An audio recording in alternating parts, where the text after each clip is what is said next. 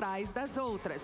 E agora a gente vai voltar para o formato silencioso, que são os formatos através do fone de ouvido, tá? Então, para quem está chegando agora, prazer, eu sou Ludmila Bota, sejam bem-vindos.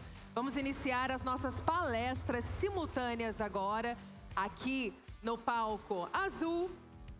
Na minha frente, palco laranja, temos aqui roxo e deste lado o nosso setor amarelo. Então, para quem está chegando agora, baixe o aplicativo. Através do aplicativo da Brint, vocês terão acesso a todo o nosso conteúdo programático e poderão escolher, selecionar a palestra que melhor, se identifique com a proposta de vocês, da empresa, da realidade, da estratégia de cada um de vocês.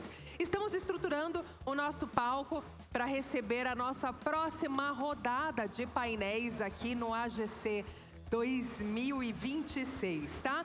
Enquanto isso, eu queria fazer mais um convite para vocês. Se vocês já são associados da Abrint, da Associação Brasileira de Provedores de Internet e Telecomunicações, fiquem atentos, porque hoje nós temos um momento muito importante para a nossa associação. Hoje é dia de Assembleia Geral dos Associados, a famosa AGO. Então, a participação de cada um de vocês, ela é essencial. Nós vamos discutir o futuro da Abrint, eleger os membros do conselho. Então, fiquem à vontade para passar no estande da Abrint até às 13 horas, para conferir a sua documentação e garantir a sua participação. Tá certo? Cuidado, não percam o prazo. E aqueles que ainda não são associados à Abrint, fica, portanto, o nosso convite para que vocês conheçam. Temos alguns espaços da Abrint, tá? Aqui no nosso pavilhão. Então, aqui do meu lado esquerdo, para quem está aqui diante de mim, nós temos o estande da Abrint, que é onde novos associados se associarão. Temos um outro espaço da Abrint aqui do lado e temos também aqui. Temos espaço para todos vocês conhecerem e conversarem com a Abrint. Uma outra informação super importante, obrigada, a Rose acabou de me trazer, fresquinha. Sempre ao final das nossas apresentações, nós vamos jogar aqui nos telões o QR Code, tá? O que é? Esse QR Code é para nossa pesquisa de satisfação. A gente quer construir versões melhores do AGC ano após ano. Portanto, a informação de vocês, a opinião de vocês, tá? É muito importante. Na realidade, é a mais importante que existe. É de extrema relevância que vocês apontem a sugestão, digam o que vocês gostaram, digam o que a gente pode melhorar e a gente vai fazer o possível para atender vocês, porque a ideia é sempre trazer conteúdos relevantes que façam a diferença, tá? Para o contexto, para a rotina e para a empresa de vocês. Tudo certo até aqui? Sim? Ótimo. Para aqueles que estão chegando agora, sejam bem-vindos. Estamos com praticamente todo o nosso espaço pronto. Falta só um pouco para que nós possamos dar prosseguimento e iniciar. Além do mais, gente, nós vamos ter palestras incríveis aqui. As nossas keynote, palestras como nós tivemos a de Carla, Humanas da CIMED. Então, somente para que vocês saibam, amanhã nós teremos Tandy, também às 11 horas, aqui no nosso palco central, tá? Quinta-feira, Tandy, atleta brasileiro, medalhista, vai estar conosco aqui no centro do AGC. Na sexta-feira, nós vamos contar com a participação do psicólogo, ele que também é escritor, autor de dezenas de livros, Augusto Cury. Então, para aqueles que têm interesse em conhecer mais e saber sobre a inteligência emocional e, sobretudo, inteligência emocional, dentro da sua empresa, venham, que vai ser muito interessante. É sempre importante a gente conseguir equilibrar a nossa rotina pessoal, da profissional. E o Dr. Augusto Cury vai trazer isso pra gente. Eu não sei se vocês sabem, mas também temos uma atração musical. Vocês estão sabendo, gente? Tá sabendo? Tem, né? E vocês do lado daí, estão sabendo da atração musical que nós vamos trazer? Vocês curtem a banda que virá pra cá? Vão assistir? Vão marcar presença? Certo? Vão mesmo? Vocês estão sabendo? Então, eu posso falar, não posso, produção? quem é a banda que vai estar conosco aqui no palco amanhã? Posso? A diretora já autorizou. Não é segredo, né? Afinal, ele já fez stories para a Brint. Vamos contar com a participação do Capital Inicial. Eles que marcarão presença amanhã aqui no nosso palco a partir das 7h30. Então, 19h30, show do Capital Inicial aqui, tá? Vocês todos estão convidados. Venham, curtam, porque é sobre conexão, sobre relacionamento, né? E sobre se divertir enquanto a gente está neste momento tão especial. Bem, todos os recados foram dados, estamos quase finalizados. Eu já vou iniciar, tá? Convidando aqui os nossos palestrantes. Agora vocês podem colocar os fones de ouvido de vocês. A partir deste momento, nós faremos a mudança do som, né? De uma forma integrada para o som individualizado, no nosso formato de palestras silenciosas, tá bem? Vamos receber todos os nossos painelistas. E a recomendação é que os painelistas iniciem com as suas palestras assim que todos estejam alocados em seus setores, tá bem? Vamos lá, então. Iniciando aqui pelo nosso primeiro painel, o painel laranja. Infraestrutura digital. Como política de Estado, Brasil será hub digital ou mercado dependente? Para conduzir esse painel, convidamos ao palco Evandro Varonil, ele que é conselheiro Abrint. Evandro, seja bem-vindo. Junto com Evandro, vamos contar com a participação de Hermano Tércios, secretário de Telecomunicações da Emicom, que deve compor a nossa mesa dentro de instantes. O conselheiro acaba de me informar. Então, eu sigo convidando Rodrigo Schuk, presidente da Associação NEL. Falei bem seu nome? Terminei? Então, me diga qual é. Rodrigo Schuk. Seja muito bem-vindo. Queira, por gentileza, se sentar. Afonso Nina, presidente da Brascom. Obrigada pela participação. Aguardaremos, então, que Hermano Tércios se junte a este segundo painel, tá certo? Vamos, então, agora para o palco roxo. Engenharia de gente em um negócio que não pode parar. E para esta ocasião, vamos convidar e receber aqui no palco do AGC, ele que é diretor da ADAP Cursos e Treinamentos, Adeildo Apolônio. Seja muito bem-vindo. Ele está aqui filmando, eu já ia esperar você chegar assim, para a gente fazer uma selfie, Adeildo. Uma satisfação, tá? Te receber aqui. Muitíssimo obrigada. Vamos aguardar a formação dos demais painéis para que a gente possa, então, iniciar. Aqui no painel amarelo, no palco amarelo, certo? Temos streaming, não é diferencial, é commodity. Como os ISPS ainda podem ganhar dinheiro? Essa é a pergunta. E para conduzir, eu convido ao palco Maurício Almeida, fundador-presidente da Watch Brasil, que já está aqui conosco. Seja muito bem-vindo. Convidamos Sérgio Mancera, CEO da NX Play. Sérgio, seja bem-vindo. Como vai? Ricardo Minari, diretor de parcerias e desenvolvimento da Abots.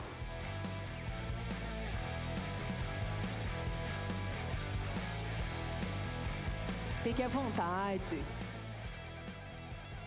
Estela Mares Medeiros, conselheira da Abrint.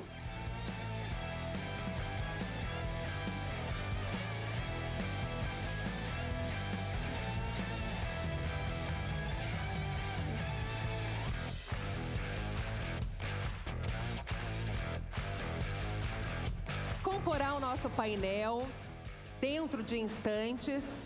E a Su Inoki, ela que é presidente da Abots. Ela já está a caminho né? Mas para que a gente possa manter o cronograma, nós vamos iniciar com Ricardo Minari, ele que é diretor de parcerias e desenvolvimento da Abots. Ricardo, muitíssimo obrigada a todos os nossos painelistas, obrigada desde já por estarem aqui conosco. Seguimos agora para o palco azul. Do contato ao contrato, quando a escuta vira dado, a venda vira resultado. Com Elton Lucena, ele que é diretor da Cariri Smart Systems. Seja bem-vindo, Elton. Prazer contar com a sua presença aqui.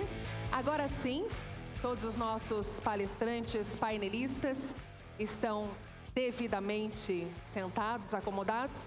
Podemos iniciar. Então, agora é com vocês. Obrigada, diretor.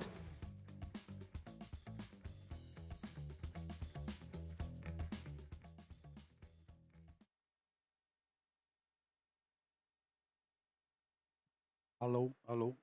Boa tarde a todos. Boa tarde a todos. Bem-vindos à área laranja. Todos estão me ouvindo bem? Canal 1. Novamente, boa tarde a todos. Vamos lá. Agradeço a presença. Vamos ter um debate intenso aqui no nosso painel. Vamos falar sobre infraestrutura digital. É um assunto muito importante para os provedores de internet. É um assunto amplo, né? Esse assunto de infraestrutura digital, ele envolve muitas frentes. Uma que a gente já está muito acostumado quando fala no setor de PPPs ou dos provedores regionais, que é o acesso à internet, né? Que é a conectividade. Esse com certeza faz parte da infraestrutura digital. Mas tem outros temas também que eu vou abordar junto com os convidados que permeiam essa parte de infraestrutura digital, que é data center, né? Podemos falar também um pouco de IA, cloud, 5G, não deixam de ser itens muito importantes para esse ecossistema de infraestrutura digital. Antes de passar a palavra, e eu tenho aqui referências no setor, eu queria colocar para vocês um pensamento. Os provedores de internet, aqueles associados da Abrint ou de outras associações que formam esse evento enorme que vocês veem aqui, sempre foram agentes da inclusão digital. E para que a gente continue tendo essa inclusão digital, os provedores certamente precisam se transformar e ser agentes dessa transformação da infraestrutura digital. Para que a gente possa continuar tendo a inclusão digital, nós precisamos de infraestrutura digital. Evandro, mas e essa infraestrutura digital, como que nós chegamos nela? Eu acredito que hoje nós já somos referência, não só na América Latina, como no mundo. E o desafio que eu vou conversar aqui com os meus convidados é justamente como que a gente continua sendo essa referência na América Latina e no mundo, e para a gente não perder espaço. Por exemplo, quando a gente fala de data center, que é um tema, ou IA, né? Porque se eu comentei que os provedores foram e são desde a década de 90, e eu tenho o prazer de trabalhar com isso desde a década de 90, quando a internet começou comercialmente no Brasil, são agentes dessa conexão do cliente final, das empresas, como que ele pode continuar sendo um agente? Porque agora não é só mais o acesso. Na inteligência artificial não tem mais só acesso, agora tem o processamento. E aí vou convidar aqui duas referências, também são presidentes de associações irmãs da Abrint. Então vou pedir primeiro que eles falem sobre as associações deles, né? Se apresentem para vocês, porque melhor do que eu apresentar, eles mesmos falarem sobre a associação a quais eles representam, que são associações de muitos anos no setor, bastante conhecidas. E depois nós vamos adentrar nesse tema da infraestrutura digital. Então vou começar primeiro com Rodrigo Schuch, da Associação NEL, pedir para ele falar sobre a associação, sobre os seus associados, e depois já trabalhamos o tema. Por favor. Obrigado, Evandro. Primeiramente, bom dia, né? Porque a gente não almoçou ainda, acho que ninguém almoçou ainda, então bom dia a todos e a todas, né? É uma satisfação enorme estar aqui nesse que é o maior evento aí de ESPs aí do mundo, né? Então, isso nos enche de orgulho porque a gente trabalha essas pautas de PPPs, né? Agradecer aqui o Evandro, né? E a Brint pelo convite de estar aqui nesse painel. O Nina, que daqui a pouco a gente vai pedir música, né? Porque toda semana a gente está entrando no painel juntos, né? Daqui a pouco a gente pede música também. Bom, o Evandro já comentou, eu sou o Rodrigo Schuch, sou presidente da Associação NEL, né? A Associação NEL hoje, que conta com cerca de 150 operadores. Através desses 150 operadores, a gente conecta 15 milhões de endereços, né? Todos os novos entrantes do 5G são associados aqui da NEL. Através também dos nossos associados, a gente hoje chega com mais de 900 mil quilômetros de fibra, né, pelo Brasil. Então, são dados realmente bastante significativos, né, que obviamente vêm dessa força aí desses provedores regionais.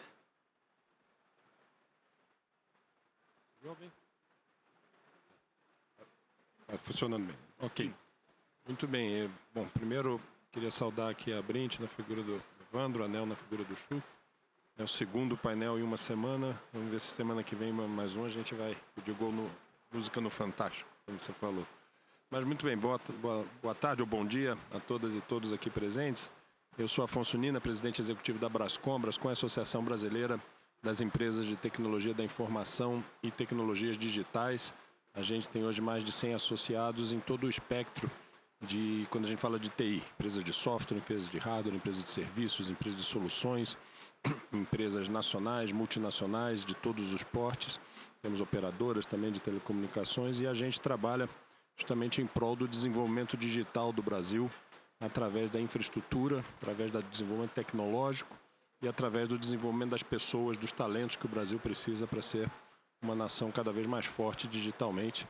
E aí a gente vai falar de alguns assuntos aí ligados a isso.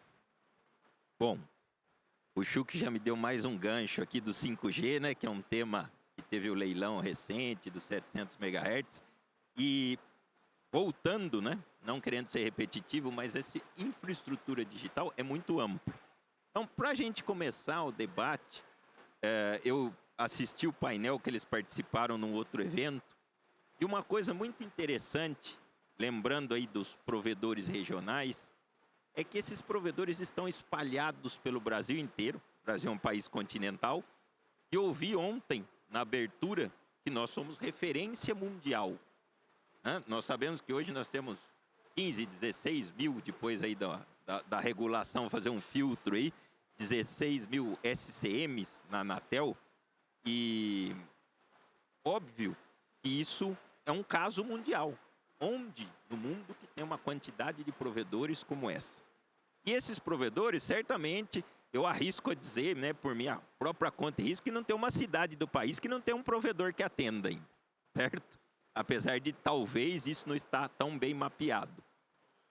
E o Schuch colocou uma coisa muito interessante, e aí eu vou pedir que ele explique melhor para a gente, que ele acha que estes provedores, ou parte deles, que já levam fibra ótica para o Brasil inteiro, podem ser agentes de levar o processamento.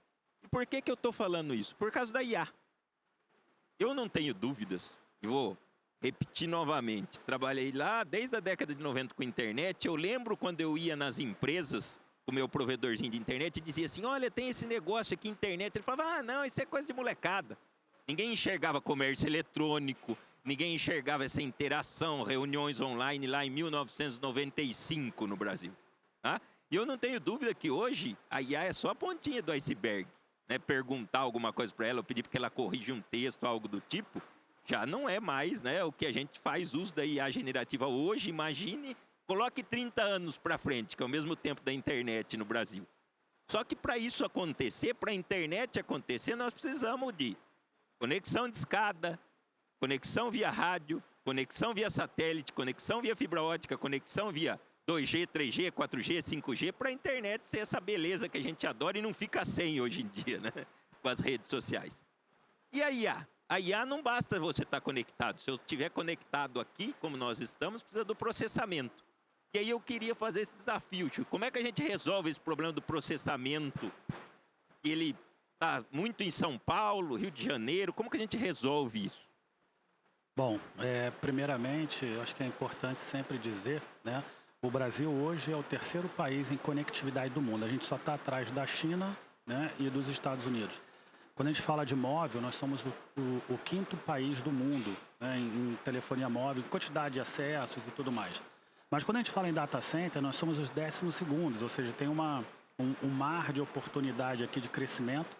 Vivemos hoje na nova ordem mundial, onde o dados é o fator predominante, né, e o processamento de dados e tudo. Os países que querem dominar o mundo, eles serão dominantes na questão dos dados, né? Então isso mostra também uma relevância bastante significativa nesse tema, né? Que você falou de IA, data center e tudo mais. Então acho que isso é um ponto bastante significativo. Eu sempre falo que o Brasil tem mais de 100 mil POPs, né? Todo mundo aqui acho que sabe o POPs. Quem é provedor aqui certamente tem vários POPs aqui também, né? Que são os pontos de presença. Recentemente a gente fez um estudo e levantou que dos 100 mil POPs, 4.280 são elegíveis a você transformar em data center edge, né? Que seria você conseguir disseminar os data centers pelas pontas, como foi feito na internet. E nada contra os hyperscales, né? Porque os hyperscales vão continuar existindo, são importantes nisso aqui. Mas para a gente construir a nossa soberania nacional, a nossa liderança nessa nova ordem mundial, a gente vai ter que fazer essa construção a 4 mãos, né? Inclusive também levantamos, né, e já estamos dialogando aqui com o BNDES, com outras agentes do governo, que o investimento para você fazer esta modernização de 4.280 POPs, né, para micro data center edge, né, a gente pode falar assim, são data centers que têm mais de 25 metros quadrados, até 100 metros quadrados. A gente fala aqui o seguinte, a gente tem um investimento aproximado de 2,14 bilhões para fazer essa modernização. Ou seja, é muito barato quando a gente fala, por exemplo, de um hyperscale que está botando 100 bilhões, 50 bilhões, né? E você tem a questão da eficiência energética também, que é muito, muito importante. E nós temos tudo, né? Nós temos 88% da nossa energia renovável, né? Acho que são poucos os países do mundo que conseguem estar nesse nosso patamar. Nós temos hoje, a gente saiu em 2014 de 4 PTTs, né, que são os pontos de troca de tráfego. Hoje a gente está com 38 PTTs, ou seja, a rede ela já está totalmente descentralizada, né, então que possibilita que haja essa proliferação de processamento na ponta e não concentrado. Você comentou aqui da concentração. Hoje 70% dos data centers estão na região sudeste. Então, isso já mostra aqui que está concentrando, majoritariamente São Paulo, que concentra 50% de todos os data centers que existem no Brasil, não necessariamente do processamento, mas da quantidade de data centers, né? Isso mostra a oportunidade que você tem, até pela nossa questão de distribuição energética, né, onde você tem lugares onde você tem mais eficiência, como, por exemplo, o Norte e Nordeste, a possibilidade de você levar, né, esse data center para lá. Agora, essa questão, ela depende de uma política de Estado, né?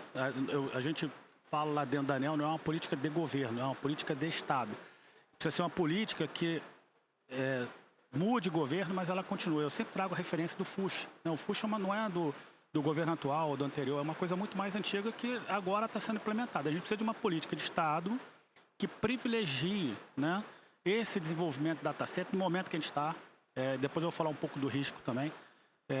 Que a gente possa, né, desenvolver esses 4.200 POPs. Hoje, só para todo mundo ter uma ideia, 60% de tudo que é consumido de data center no Brasil vem de fora do Brasil.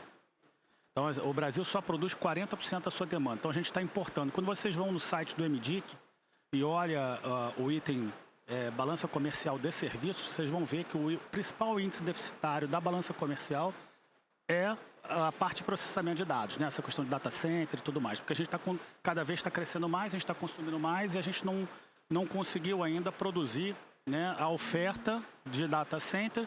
E também a gente sabe que ainda tem questões importantes a serem estabelecidas, por isso que eu falo de política de Estado, da questão de tributação. Hoje é normal, por exemplo, uma empresa que opera no Brasil com data center e opera nos Estados Unidos, elas conseguem vender através dos Estados Unidos 15% mais barato que a gente vende aqui no Brasil, né? Isso tem a ver com a nossa política tributária, tem a ver com toda essa questão que a gente passa, né? A gente teve, não sei quem esteve aqui ontem, a gente ouviu muito falar do projeto Redata, né? Que a gente abraça a causa, né? Porque ele é um projeto que estabelece um waiver aqui na parte de importação de equipamentos, ou seja, um benefício, né?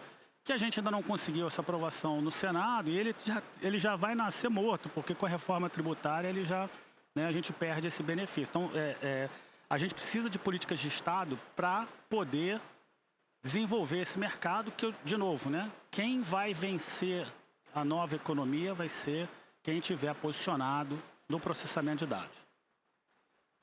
Afonso, nós vamos voltar já no ponto, Chuck. Vamos já na questão do porquê que nós podemos ou não liderar isso.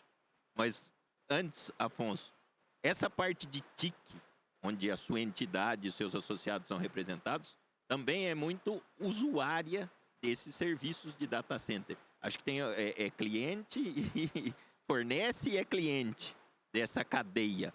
O que você nos diz sobre essa centralização e se você enxerga essa possibilidade de expandir isso para outros estados, descentralizar isso como nós fazemos com fibra ótica, por exemplo, falando em data center? Não, com certeza, com certeza. Eu sempre digo que quando a gente fala de data center, a gente não está falando só de data center, a gente está falando do impacto na cadeia como um todo. Então a gente fala de infraestrutura digital de forma mais ampla, que é conectividade, tanto interna no Brasil, como também o que chega no Brasil, cabo submarino, satelital e tudo mais. E a gente fala de energia. Então, assim, são vários componentes. Mas os data centers são os que puxam essa cadeia toda, justamente como você falou, porque a gente mais e mais precisa de capacidade de processamento. Vou até adicionar aqui o dado que o Chuck falou da questão da balança de importações. A gente, na Brascom, fez um cálculo em cima dos dados do Banco Central e esse número é super preocupante, Chuck. Você sabe bem, a gente tinha um déficit nessa balança comercial de serviço de TI de 3 bilhões de dólares em 2021. Esse déficit foi em 2025 de 8 bilhões de dólares, em números redondos. Nós passamos de 3 bilhões para 8 bilhões de dólares no déficit na balança comercial de serviços de TIC. Né? E como o Chuck falou aqui, é um dos itens mais negativos na nossa balança. Por quê? Porque a gente está dependendo cada vez mais desse processamento de dados feito fora do Brasil. Né? E aí, por que isso acontece? Acontece por razões econômicas. A gente tem uma série de fatores positivos para você ter processamento de dados no Brasil. Você tem espaço, você tem infraestrutura de conectividade, você tem energia, né? Você tem talvez alguns possíveis gargalos na transmissão de energia, mas a geração de energia a gente tem, mas hoje a gente tem uma infraestrutura de energia que consegue atender o crescimento. Você tem energia limpa e renovável, que é o que já há mais de uma década todos os grandes provedores de data center têm buscado. Então a gente tem uma série de vantagens competitivas e comparativas importantes, mas a gente esbarra numa carga tributária que faz com que os data centers no Brasil sejam em torno de 30% mais caros do que em outros países, e você acaba tendo então uma razão econômica para não atrair esses data centers para cá. E aí, quando a gente fala de data center, a gente está falando de todos os tipos de data center. E aí nós temos os data centers de nuvem, os grandes hyperscalers, nós temos data centers hoje de processamento, de treinamento de inteligência artificial, os data centers de inferência, e nós temos os data centers distribuídos. Você tem os data centers regionais, você tem os data centers de borda, os edge. Então, tudo isso a gente enxerga nesse cenário, né, nesse universo de data centers, e dentro da Brascom, sim, a gente tem provedores de todos os tipos de data centers, e o Redata a gente fez questão de colocar lá para o governo, na confecção do Redata, que ele fosse abrangente para todos os tipos de data center, né, de todos os tamanhos e de todas as localizações geográficas, e justamente porque o Brasil precisa espalhar, né, e a tecnologia vai chegar necessariamente na ponta. Os data centers de edge, o processamento próximo ao consumidor final, cada vez mais vai ser importante. Então, acho que é isso que a gente está trabalhando para a gente efetivamente ter a capacidade de investimento aqui no Brasil através de uma... Aí a gente está falando do grande gargalo hoje, que é a questão tributária que encarece o capital investido nos data centers. E a gente pode elaborar mais sobre isso aqui. Deixa eu aproveitar e comentar um número que eu ouvi. me corrijam, por favor. Quando você constrói um data center, e aí nós não estamos mais falando no data center de borda, no edge data center. Quando você constrói um hyperscale, você gasta, vou falar números errados, mas me corrijam que vocês têm os números corretos. 1 milhão para construir um data center. Mas para colocar equipamentos e popular esse data center, 5 milhões. Eu estou querendo mostrar a proporção. A proporção da construção do data center é uma, mas você colocar... E aí é onde ainda entra a esperança no Redata, não é isso? E é um tema importante. Acho que você quer receber o secretário aqui? Vamos lá. Por favor. Mano, tudo vai, tudo bem? Bom dia. Tudo bem? Começamos aqui. O secretário chegou agora aqui, por favor. Bem-vindo, secretário.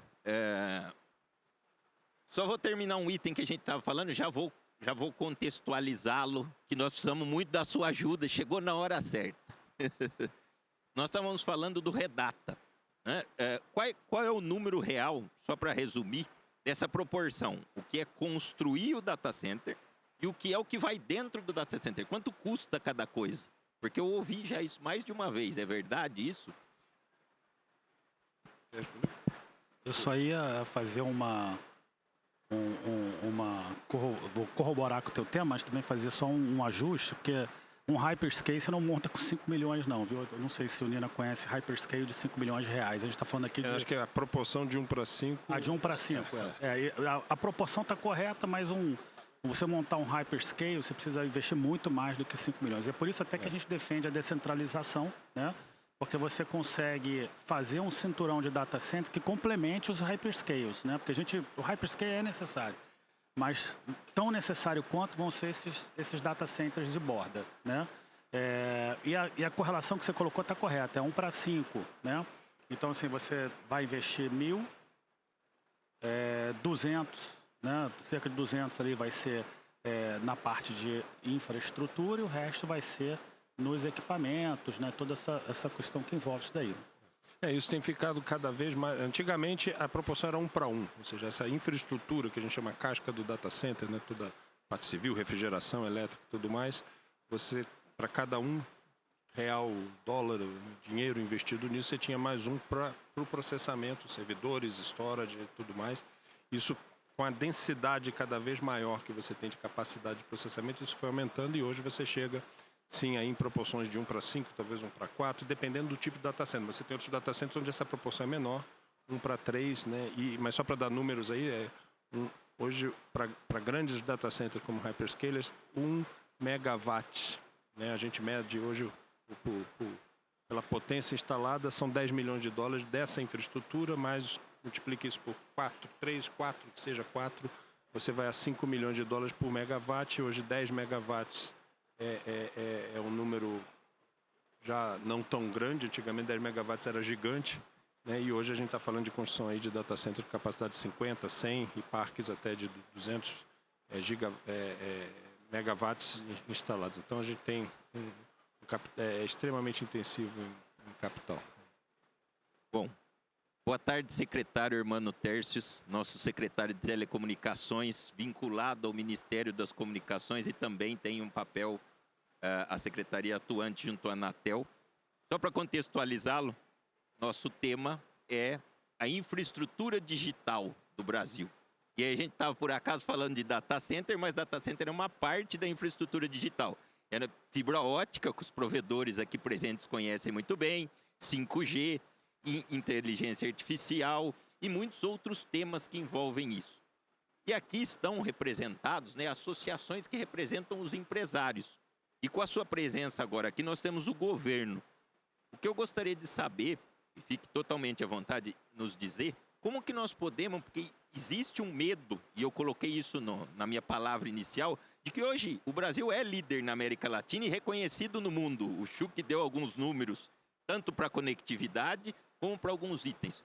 Como que o governo pode não sei se é a palavra correta, ajudar, mas favorecer para que tenhamos políticas, para que a gente chegue, né? Como a gente chegou com a fibra ótica, com a inclusão digital nos rincões mais distantes, e somos um exemplo para o mundo todo, os provedores regionais, as PPPs, como que a gente pode trabalhar isso com o governo para não perder esses data centers, para entrar no tema que nós estávamos falando, que estão querendo ir para outros países da América Latina, para não perder essa mão, porque se nós perdemos a inteligência artificial, que está só na pontinha, que foi outra coisa que eu falei, como que nós vamos fazer mais para frente para retomar isso? Se não é esse momento da gente fortalecer empresários, governo, essa política, o Chuck usou uma palavra antes do senhor chegar aqui, a política de Estado. Se isso é o nosso foco, se nós queremos ser líderes, porque é uma provocação, mas nesse sentido, por favor. Obrigado, muito boa tarde a todos e todas. Cumprimentar aqui os amigos de painel, o Afonso, o Fuc. E, bem, tentando ser o mais direto possível, né, sua pergunta, de fato, o Brasil quer hoje se posicionar, sim, como o grande líder da América Latina, né, cada vez mais, um hub, e também um grande hub mundial, né, tanto da concentração aí, de data center como infraestrutura digital. O que é que a gente vê como um grande ponto, citando já pontos específicos, né, para isso? Quando a gente olha a infraestrutura de data center do Brasil, a distribuição, vocês sabem até melhor do que eu, mas assim, eu estou trazendo aqui a visão do governo que tem, se eu estiver errado, por favor, me corrijam. A gente vê que, em que pese os locais que têm maior população terem maior demanda, né, por dados e naturalmente serem aqueles locais que precisam de mais data centers, mas no Brasil a gente tem uma concentração para além dessa justificativa da população. Então, citando aqui, por exemplo, o estado de São Paulo, quando a gente pega o estado de São Paulo, Rio de Janeiro e Ceará, 3 estados do Brasil que têm 35% da nossa população, então eles deveriam ter, pela justificativa do tráfego de dados, a demanda de dados, algo em torno disso, né, 35% dos nossos data centers, ele tem, em número de data centers, mais do dobro disso, mais de 70%. Ou seja, a concentração de população aí é superada por mais do dobro. E quando a gente olha a capacidade do data center, não só números, isso passa bem mais, passa de 80% a 90% da capacidade de armazenamento do data center do Brasil em 3 estados, São Paulo, Rio de Janeiro e Ceará. E por que isso acontece, né, na nossa visão? Tem a questão da conectividade, da fibra que a gente falou aqui, que os provedores levaram de fato para o Brasil hoje, e hoje a gente tem no Brasil apenas 2,5% dos domicílios brasileiros que não têm a fibra para contratar, né, disponível na porta, passando fibra ou outra conectividade de banda larga fixa para ser contratada. Mas quando a gente fala de uma infraestrutura grande como essa, de um data center, a gente precisa também de uma infraestrutura de conectividade mais robusta. E aí a gente verifica nesses 3 estados que são praticamente os únicos estados que têm chegando no Brasil cabos submarinos. Hoje a gente tem isso. Fortaleza, no Rio, São Paulo aqui no litoral, né, em 2 locais diferentes. E Salvador tem 2 cabos chegando, mas bem pontuais, né? Assim, já e Rio Grande do Sul também, né? Acho que Rio Grande do Sul também tem. Está construindo ainda. Em Porto Alegre isso não está pronto ainda não, tá, Chuck? Pelo que eu sei, né? Mas tem um cronograma que a gente fez, a gente já até anunciou esse cabo. Mas vai ter lá no Pará, mas isso já é parte da nossa política, isso que eu vou falar, tá? Já entra no crédito da gente, tá? Porque eu estou falando que tinha antes e depois do crédito da política que a gente está fazendo de cabos submarinos. Mas então, aí você vê, então fica muito clara a associação da existência de cabos submarinos com data center. E o Brasil tem essa questão. Primeiro que a gente precisa trazer mais cabos, a gente precisa trazer mais data centers. E para isso a gente precisa conseguir instalá-los em mais regiões do Brasil que não apenas esses 3 estados que concentram aí, como eu falei, em que pese, claro, a gente ter outros, mas tanto em quantidade, mas sobretudo em capacidade, esses estados concentram aí 80%, 90% da capacidade de data center do Brasil. Então o que é que a gente quer para isso? Que a gente percebeu forte com o setor, nessas tomadas de subsídios que a gente tem feito, essas conversas, com vocês todos, a gente percebeu um grande ponto relacionado à conectividade, que a gente vai no evento, então, né, os operadores, né, os de data center chegam e dizem, olha, a gente não consegue, a gente queria interiorizar, a gente queria levar mais locais, mas a gente não tem infraestrutura de conectividade. Mas cada um, às vezes, fala, a gente não tem um padrão de conectividade por tamanho do data center bem definido.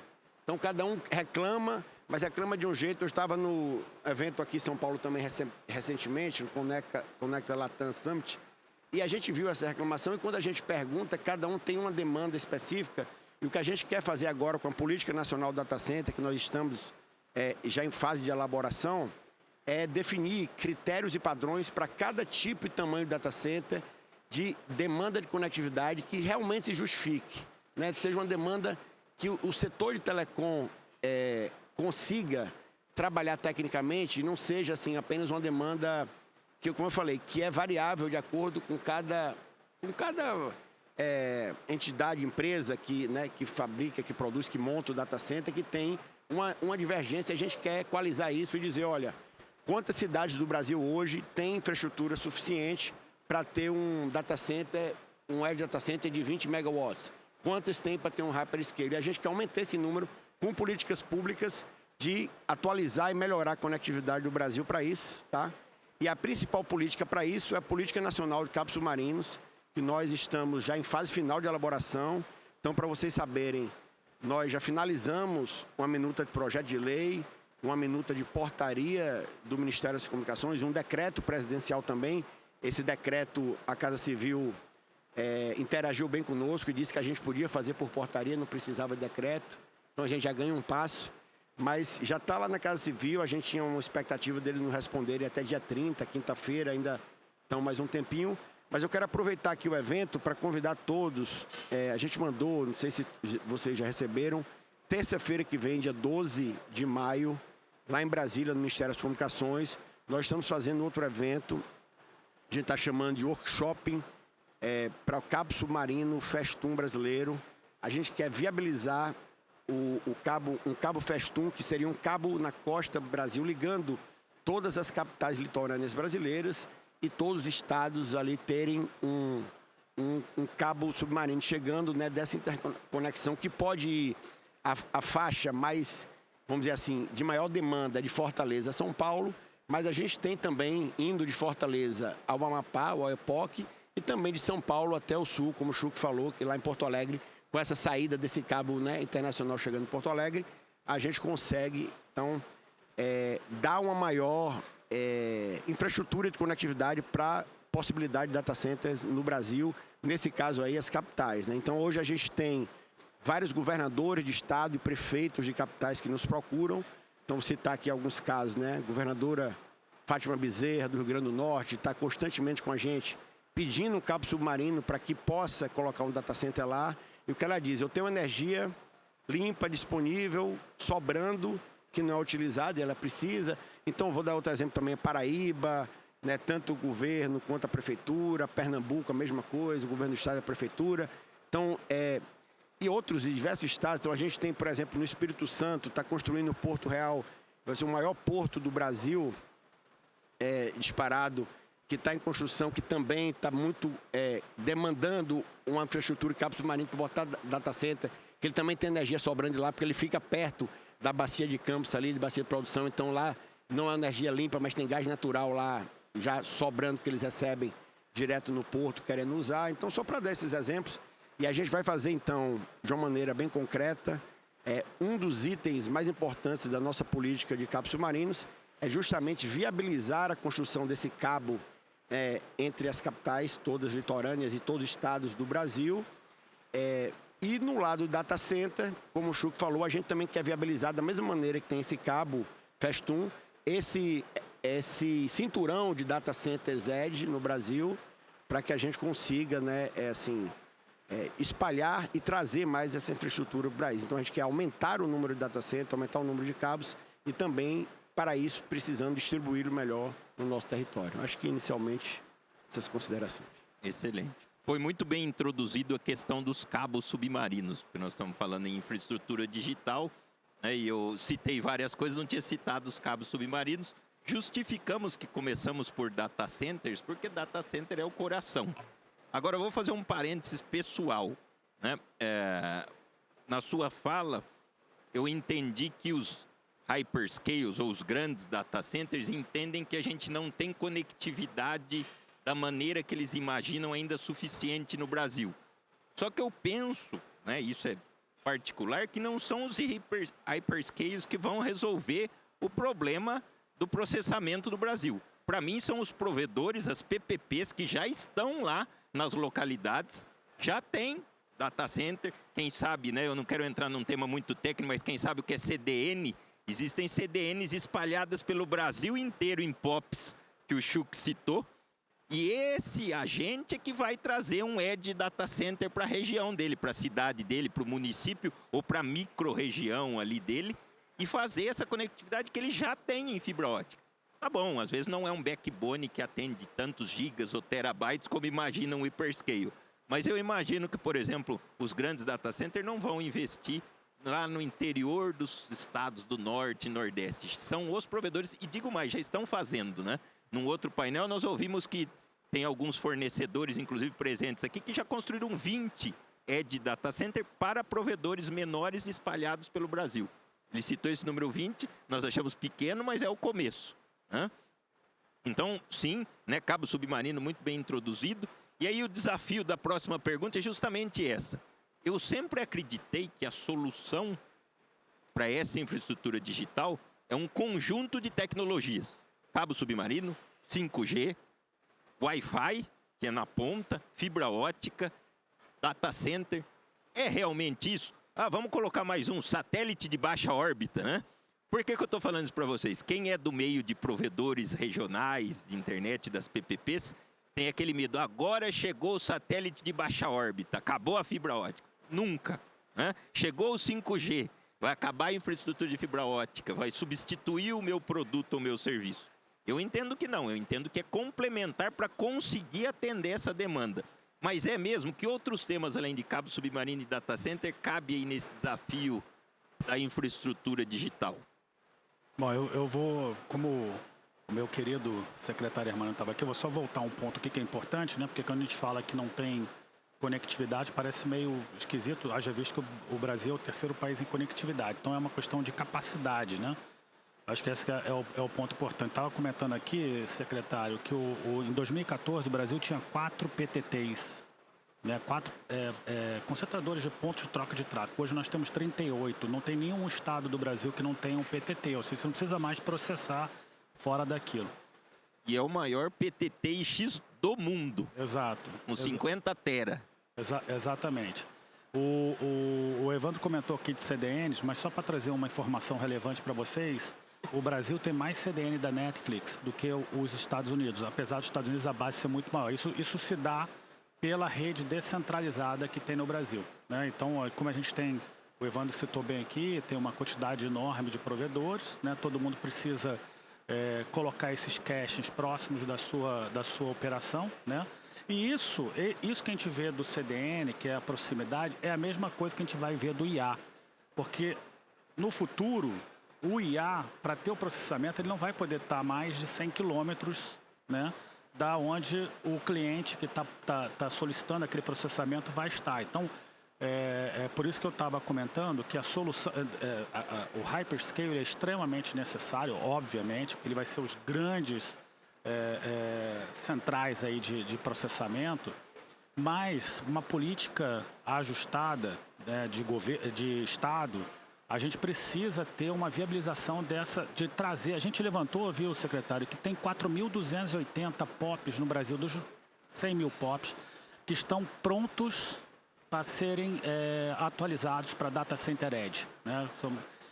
Isso vai levar um investimento aproximado de 2 bilhões de reais. Não é muito quando a gente fala no contexto total para a gente fazer esse grande cinturão.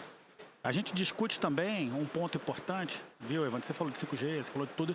Eu acho que a gente já acertou nessas políticas de conectividade, né? A gente tem 55 milhões de conectividade no Brasil, dos quais 6 milhões aproximadamente são B2B, então a gente tem 49 milhões de residências. E nós temos, no mínimo, 10 milhões de clientes não informados, ou seja, que poderia ser 59, 60, talvez, quiçá, até mais que isso, de um total de residências no Brasil de 70 milhões. Então, a questão da conectividade é bem consoante que o secretário colocou, de 92, 90, agora esqueci, 97,5% dos domicílios tem disponível para contratar, não que seja contratado. Então, assim, isso dialoga super bem, né, nessa questão aqui. Agora, a gente vive um risco real. Talvez o Nina depois possa trazer também, que é o seguinte, a gente tem um vizinho do Brasil que lançou uma política de triple ten, né, que são 10% do IVA, 10% do imposto de renda na pessoa jurídica, 10% 10% de imposto de renda na pessoa física, né? Isso está gerando uma migração de oportunidades que está saindo do Brasil, que tem tudo para ser o principal polo. O Brasil hoje tem cerca de 16 cabos submarinos, é de longe o país que mais tem cabos submarinos na América Latina. Nós temos no mínimo uns 7 cabos, né, o secretário, em construção hoje, algo nessa ordem de grandeza. Então, assim, nós temos tudo, né, mas se a gente não tiver uma política de Estado que beneficie também, porque pensa no hyperscale, o cara está aqui, está nos Estados Unidos, ele não vai investir no Brasil se ele tiver uma carga tributária como a gente tem hoje, né, aqui. E eu comento, e já passo a palavra, né, obviamente, mas eu comento que a gente precisa criar também uma política. Quando a gente fala de soberania digital, existem aí possibilidades. Por exemplo, a gente tem o Sonic, que foi um software desenvolvido pela Meta, né, que foi desenvolvido pela comunidade aberta, a pedido da Meta, mas ele é um software aberto, que a gente poderia estar tropicalizando esse software para ser um software brasileiro de gestão do Brasil, né, aonde a gente, na contrapartida, teria ou pediria que o governo contratasse as soluções que têm essa solução da soberania digital, ou seja, que estivesse conectado a esse software, né, que é um software aberto, é um software que barateia parte de equipamentos, que não é só reduzir o imposto, mas se você conseguir quebrar a questão dos equipamentos proprietários, né, que hoje você tem que comprar todos, você poder comprar esse aqui que é mais barato, aquele ali que é mais barato, a Meta reduziu 40% do seu CAPEX fazendo dessa forma. Então, isso pode ajudar. Então, políticas como essa, hoje nós não temos problema do potencial do que a gente pode chegar no data center. Mas quando a gente fala de demanda, é difícil, né? A gente tem empresas fora do Brasil que estão vendendo mais barato que as empresas nacionais. Isso por questões tributárias, uma série de outras questões, né? Mas o fato é que a gente precisa construir essa política de Estado, né? E essa política de Estado precisa ser a prova de governo, que eu falo sempre, né? Porque eventualmente pode trocar o governo. E sempre cito o FUSH, que o FUSH é um caso real de uma política de Estado que é a prova de governo, né? Começou lá no Fernando Henrique e agora foi implementado na gestão do presidente Lula. Então, só esse ponto aqui. Acho que um ponto que eu queria complementar na questão dos data centers, né, espalhados pelo Brasil, sejam eles regionais, sejam eles de borda e tudo mais, o Redata contempla todos eles. Isso é um ponto fundamental. E aí eu lembro de uma reunião técnica que nós estávamos tendo no Ministério de Desenvolvimento, né, Brascom, com os técnicos do Ministério, onde foi colocada uma proposta, não, vamos fazer o Redata, na época nem chamava Redata ainda, esse nome veio depois, mas vamos fazer a política só para data centers acima de 10 mega. Em meio segundo a gente já reagiu e falou, não, tem que pegar todos os data centers, né? E aí, né, mostramos, olha, a necessidade que a gente tem, que não é só dos grandes data centers de processamento, ou de nuvem, de hyperscaler, seja o que for, mas a gente vai precisar, como país, dos data centers menores espalhados pelo Brasil. E aí o Redata hoje contempla isso, mas só para voltar aqui, a carga tributária sobre os equipamentos, aí estou falando da camada de processamento, storage, servidores, network, que hoje são, como a gente falou aí, 80% do CAPEX total, é uma carga tributária entre 30% e 35%, enquanto a gente tem outros países com os quais a gente compete que estão entre 5% e 10%. Dessa carga tributária, 1/3 são os impostos federais que o Redata cobre, 2/3 é o ICMS. Então a gente tem que trabalhar nas duas pontas. Nós estamos trabalhando junto com o governo federal, né, e agora o Congresso e o Senado especificamente está lá para aprovar o Redata, mas junto aos secretários da Fazenda de todos os estados já tem lá uma proposta que está sendo debatida e discutida para reduzir o ICMS em até 90% para esses equipamentos. E aí sim a gente vai conseguir resolver como país, porque só o Redata, eu acho que é para deixar claro, o Redata primeiro, o Redata não morreu, está lá agora para ser votado no Senado, então, embora com muito atraso, como você falou, já perdemos bastante tempo, mas o ICMS, a questão do ICMS também é importante, né, e o CONFAS está com isso na mesa também, e a gente também tem urgido que isso seja aprovado o mais rapidamente possível, que aí resolve os outros 2/3 dessa carga tributária. Aí a gente fica competitivo e aí a gente para de perder oportunidades, passa a atrair os investimentos e, de novo, esses investimentos vão para todos os tipos de data centers que a demanda vai exigir. Isso, eu ia pegar um gancho no que o Chuck falou. nós estamos perdendo data centers para o Chile, para outros países? Para o mundo todo. O mundo todo. Para o mundo todo. Porque me preocupa assim... Projetos concretos que já às vezes perdemos. De novo, a gente está sendo às vezes um pouco insistente no data center, mas se eu enxergo assim, se nós perdemos o data center, daqui a pouco o cabo submarino vai chegar lá, não vai chegar aqui, a fibra ótica vai migrar para lá, não vai, nós perdemos infraestrutura. A cadeia como toda é todo. afetada, a cadeia toda. O secretário disse no começo da fala dele, lógico, né, que é o nosso intuito trazer isso para o Brasil, estar aqui conosco, né, até por causa da soberania digital e outros fatores. O que, além do Redata que está parado no Senado, que outras políticas nós temos aí vigentes para essa infraestrutura digital como todo? Não precisa ser especificamente data center. O que a secretaria, o ministério estão trabalhando? Tá bom. Nós temos basicamente 4 políticas estruturantes que nós estamos trabalhando muito para tentar lançar todas ainda esse ano, mesmo que parte dependa do Congresso, né?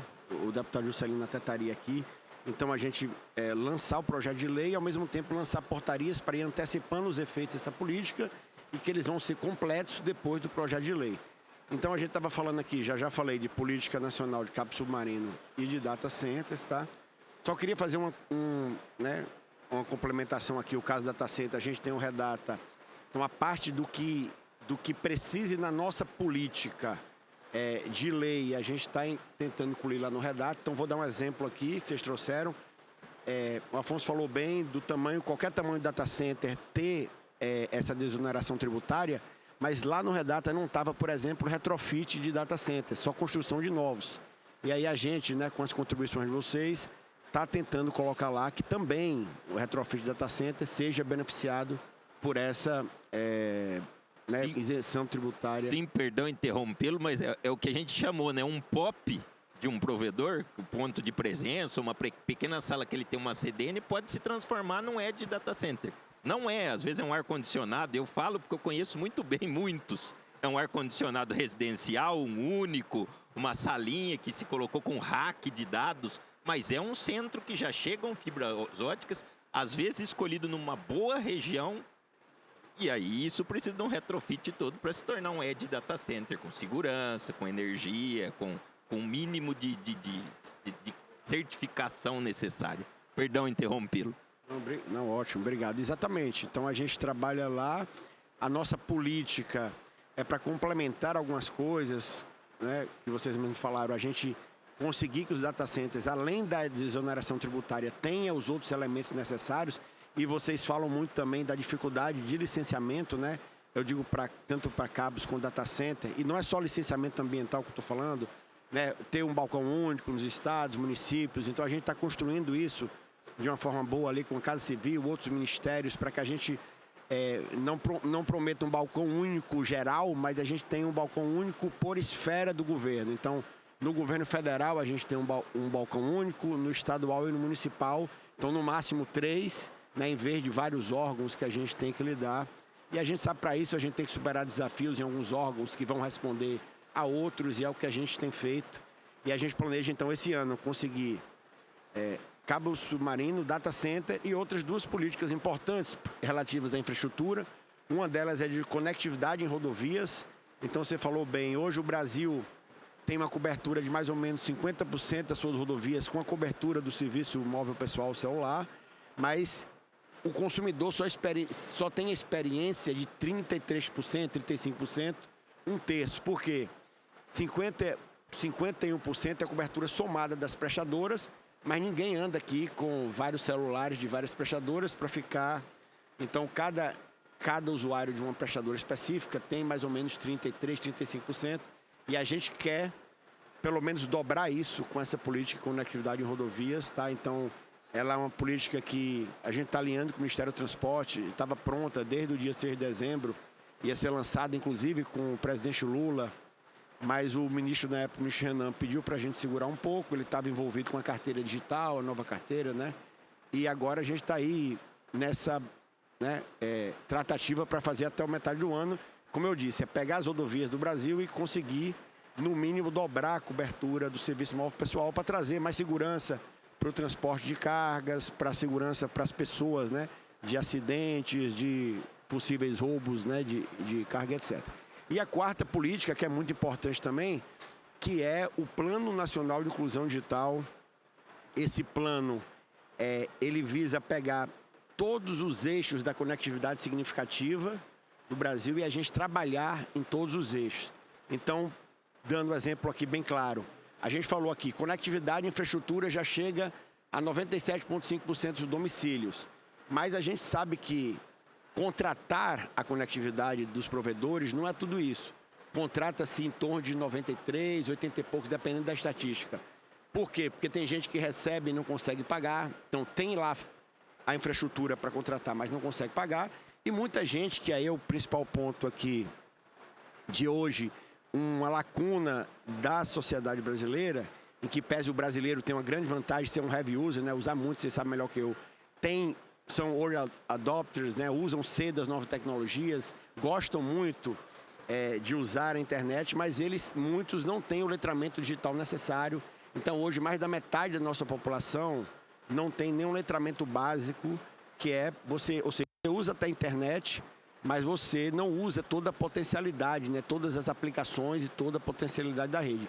Então, em que pese isso não é infraestrutura em si, né? Que a gente está falando aqui de infraestrutura, mas o Chuck falou de demanda, é algo que vai garantir uma demanda mais consistente e crescente ao longo dos anos, a gente prover esse letramento digital. Então, no Plano Nacional de Inclusão Digital, a gente está trabalhando infraestrutura ainda sim, ou seja, unidade básica de saúde, que hoje não tem, a gente vai colocar, centro de referência de assistência social.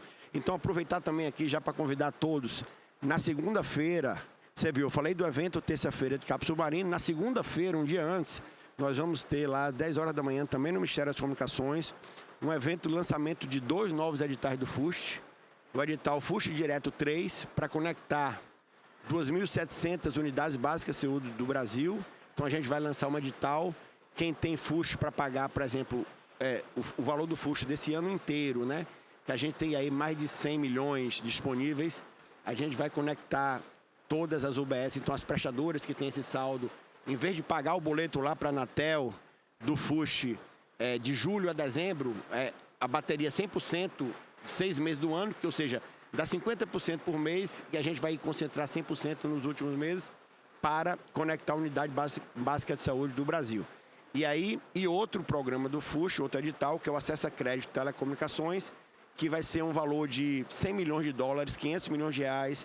A gente está lançando um edital também segunda-feira para escolher agentes financeiros, para emprestar para as pequenas prestadoras até 200 mil clientes, e para que possa instalar em cidades abaixo de 30 mil habitantes. Então a gente vai ter esses 500 milhões agora de reais, né, aproximadamente 100 milhões de dólares, para serem emprestados ainda esse ano para os pequenos provedores. Então, assim, a gente está lançando isso segunda-feira, esses 2 editais do FUST, e o Plano Nacional de Inclusão Digital a gente vai lançar ainda até a metade do ano, que é isso, trazer letramento. Então, a gente tem infraestrutura, que eu falei, tem democratização do acesso, que é poder ajudar as pessoas que, por algum motivo, não podem pagar pelo serviço, ou que pagam um plano celular que só dá 20 dias no mês. A gente tem uma quantidade de pessoas em média no Brasil, né? O plano pré-pago dura 22 dias no mês, então eles ficam 8 dias, né, sem conseguir usar, principalmente a classe D e E,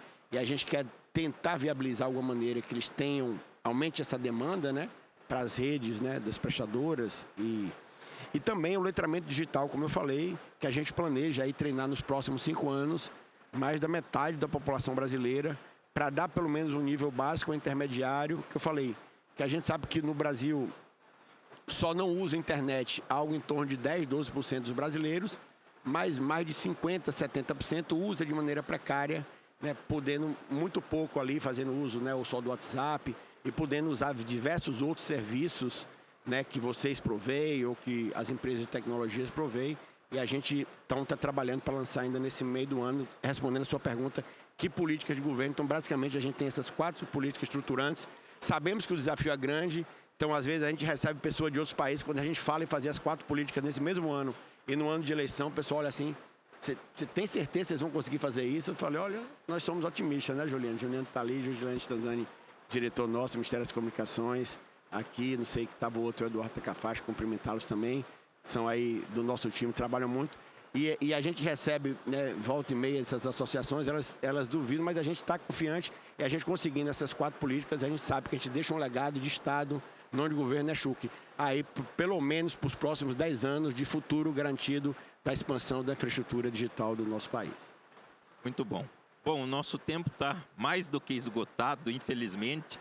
Não falamos de postes, né, mas propositadamente, porque às 4 da tarde tem um outro painel sobre postes. Esse é um assunto da infraestrutura muito importante. E só para finalizar, acho que o nosso recado é, de maneira bem simplista, dizer: não podemos ficar para trás, e parte dessa infraestrutura digital depende de todos os agentes, do governo, das associações, dos empresários, dos provedores, certo? Agradeço a todos, obrigado.